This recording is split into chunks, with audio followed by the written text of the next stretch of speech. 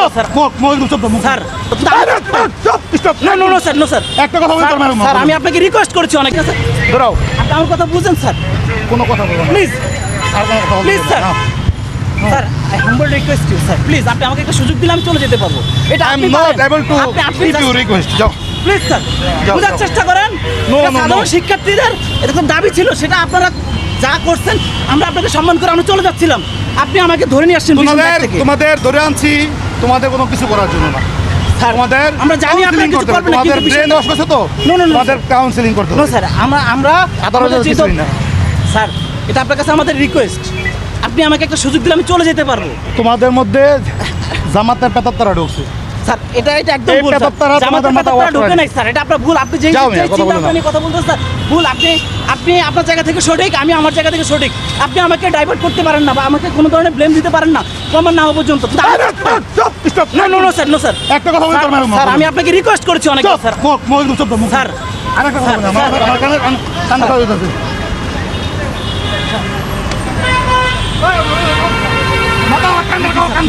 কথা বলতে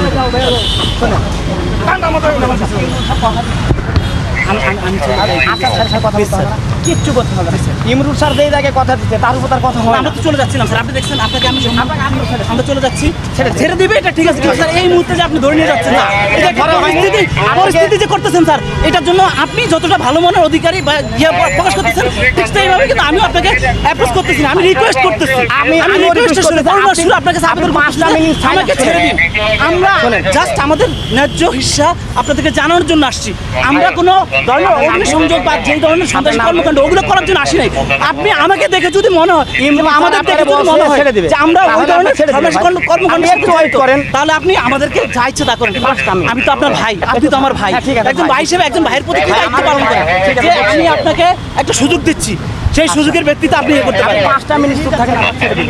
স্যার আমি আমার আর কিছু বলার নাই আমি একদম কিছু ব্যস্ত যে আমি আপনাকে বুঝাইতে পারি না মল এটা ব্যাস আমি বলতেছি আমাদের দায়িত্ব আমি এখানে দাঁড়াবো না পড়াই কিচ্ছু করা হয়নি ইমরুল স্যার আপনার দেহে বসে সে কাজ করে তুলে দেবে।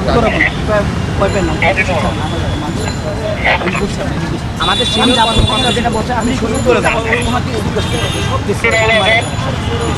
স্যার আমি আপনাকে রিকোয়েস্ট করেছি স্যার আমি তো কোনো কথা না, স্যার প্রেস ক্লাবের দায়িত্ব পালন করেন আমি আপনাকে আমাদের ছেলে না স্যার দেখেন আমরা কী করছিলাম আমাকে ঘেরিবার দুইটা মারছে স্যারের মারার কি অধিকার আছে স্যার আমাকে বলতে পারে যে তুমি চলো আমাকে যে মারলো স্যার এটা কি অধিকার আইনের মধ্যে পড়ে স্যার আপনি আপনার প্রতি অন্যায় করছেন। আপনি একজন আইনের লোক আমাকে যে মারলো সেই সেটা কি আইন বহির্ভূত না আইনগত কোনটা আপনি আমাকে বলেন আমি যতটুকু পারবো ভাই আপনার জন্য হেল্প করবো। আমি জানি আমি স্যারের সাথে কথা বলতেছি আমি আপাতত আমাদের ডেস্টিনেশন হয়তো বা এখানে যাই কি বলে সে শুধু শুনবে আমরা চলে যাবো কথা দিচ্ছি বলবেন যে আমি আর আসবো না।